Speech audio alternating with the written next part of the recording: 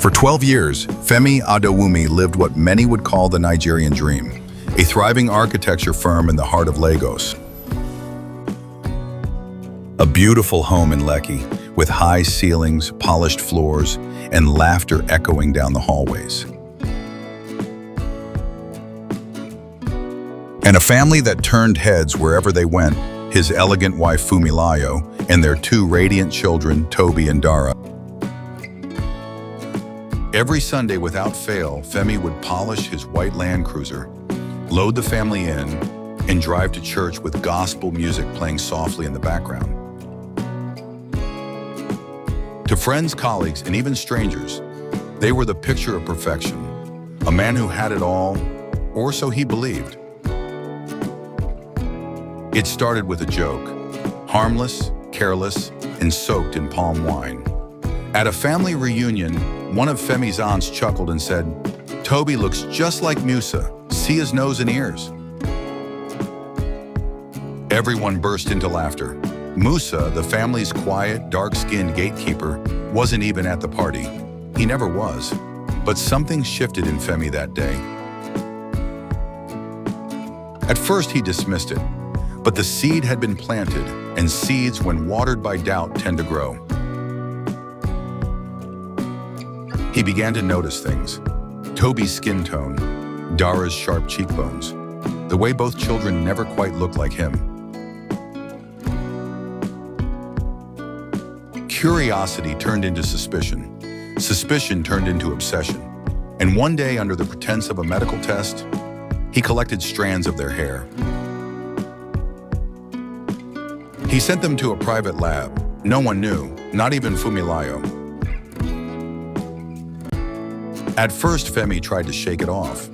It was just a drunken joke, he told himself. But as the days passed, he found himself watching the children more closely, searching their faces, comparing skin tones, wondering about the curve of a nose. A week later, the envelope came back. He locked his office door before opening it. He read the paper once, then again, and again. 0% probability of paternity, twice. It happened on a Friday night, the kind of night Lagos storms remind you who's in charge. The rain hammered the roof, the wind howled through half-shut windows, and just as Femi walked in, the power went out. Femi stood silently in the doorway, soaked from head to toe, clutching an envelope. His eyes didn't blink. His chest barely moved. Fumilayo, seated on the couch, froze as he stepped closer. What is this?" she asked, voice barely above a whisper. He dropped the DNA results on the coffee table, pages already damp from his hand. Then came silence, a silence louder than the storm. She tried to deny it at first, but then came the confession, a whisper that cut deeper than a scream. "I was lonely. You were always busy. Musa was there."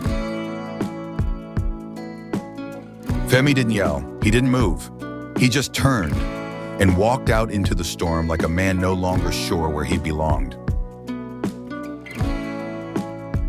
Past the SUV he once polished every Sunday, past the garden swing he built with Toby, toward the small gatehouse where Musa lived, unaware of the hurricane coming his way.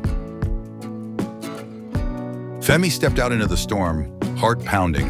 The rain soaked his clothes instantly, but he didn't flinch. He had only one destination in mind, Musa's quarters, just beyond the gate. The door was ajar. Femi pushed it open with force. Inside, Musa sat on his small foam mattress, scrolling through his phone. The moment he looked up, the color drained from his face. The door was ajar. Femi pushed it open with force. Inside, Musa sat on his small foam mattress, scrolling through his phone. The moment he looked up, the color drained from his face. The phone slipped from Musa's hand. He stood slowly, trembling. Femi said nothing. He didn't need to. The DNA results had spoken loud enough. "They are mine," Musa whispered, tears building in his eyes. "But I never meant to hurt you, I swear." Femi's fist clenched, his jaw tightened.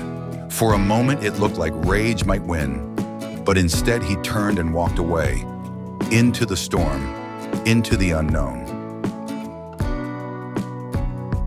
2 months later, a letter arrived, cold, official, devastating. A law firm representing Musa had filed a paternity claim. He wasn't just asking for recognition, he wanted joint custody. The news shook Lagos. Social media lit up. Blogs ran headlines like, "Gatekeeper files for custody of boss's children." In every barbershop, on every WhatsApp group, the scandal spread like wildfire. The court was packed. No one had seen anything like it. A humble gatekeeper challenging a wealthy Lagos architect for parental rights. But the law was clear.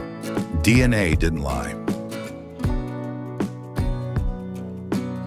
Fumilayo sat in the back, head lowered in shame.